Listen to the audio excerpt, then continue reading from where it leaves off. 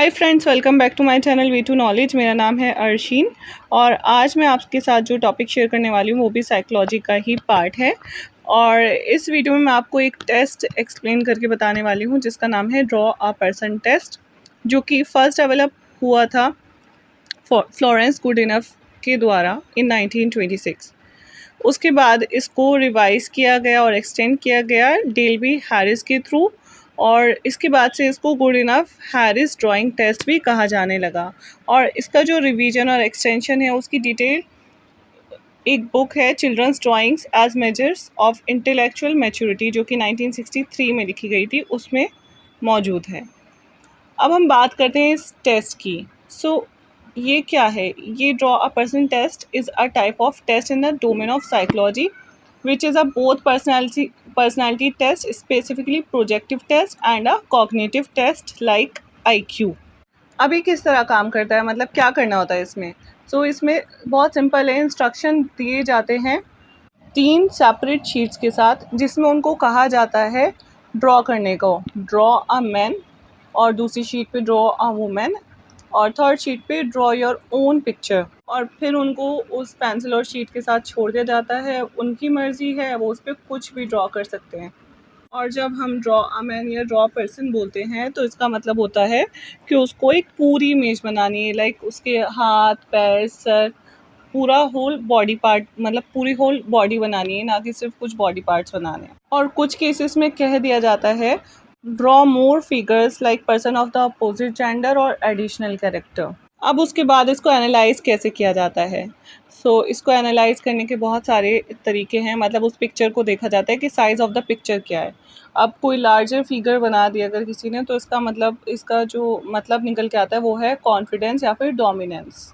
और वहीं दूसरी तरफ अगर छोटी पिक्चर बना दी है तो इसका मतलब है किसी तरह की इनसिक्योरिटी और लैक ऑफ सेल्फ इस्टीम। और प्लेसमेंट ऑफ द इमेज, जो फिगर है वो पेपर पे ऊपर बना रखी है बिल्कुल ही, या बिल्कुल नीचे बना रखी है, या फिर सेंटर में। अगर ऊपर बना रखी है बिल्कुल, तो इसका मतलब है कि जो पर्सन है जो कि जिसने वो ड्रॉ किया है वो बहुत ज़्यादा ऑप्टिमिज्म है।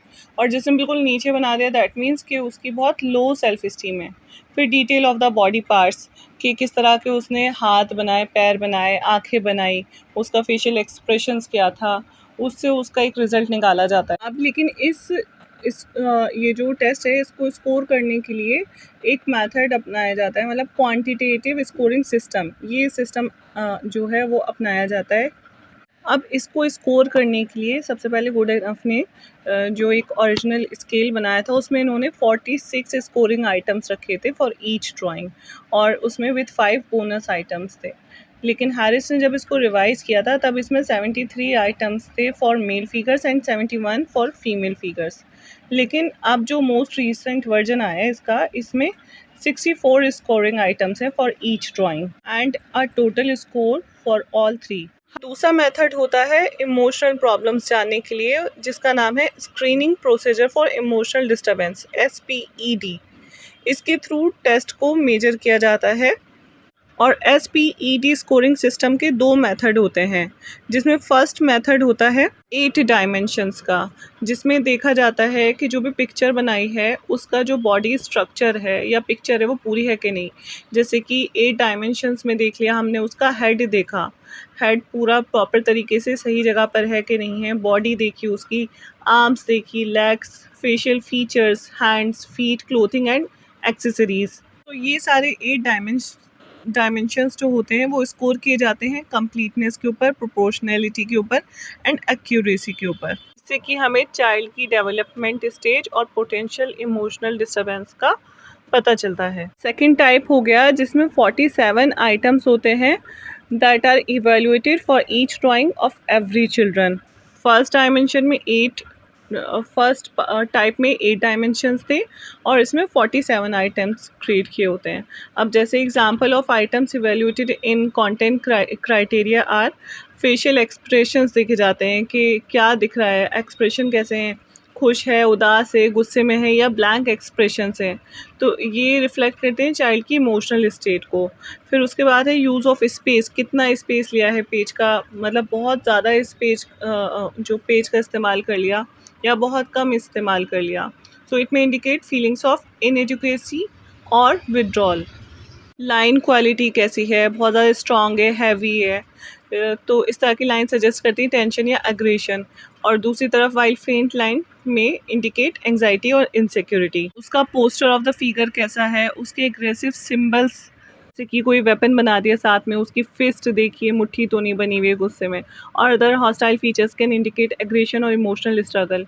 फिर है डिटेल इन क्लोथिंग, जो क्लोथिंग डिटेल है वो किस तरह की है, द लेवल ऑफ डिटेल और lack there of clothing can suggest emotional preoccupation और निगलेक्ट, मतलब किस तरह से अगर बच्चे को निगलेक्ट किया जाता है तो वो पता चलेगा। फिर है जेंडर आइडेंटिफिकेशन, ठीक। फिर रिपीटेटिव थीम्स, अगर एक ही तरह की तीनों पेजेस पे सेम तरह की पिक्चर्स बना रखी है तो it may reveal emotional fixation और स्पेसिफिक कंसर्न। सो इसी तरीके से जो 47 आइटम्स है वो फोकस कर रहे हैं more on emotional cues, symbolism and thematic elements with the drawing, which help identify potential emotional disturbances like anxiety, depression, aggression और social withdrawal। तो आज की वीडियो के लिए बस इतना ही। मिलते हैं आपसे नेक्स्ट वीडियो में। अगर मेरा एक्सप्लेनेशन अच्छा लगा है तो लाइक एंड शेयर ज़रूर करें और कमेंट करके भी ज़रूर बताएं। And don't forget to subscribe my channel. Thank you.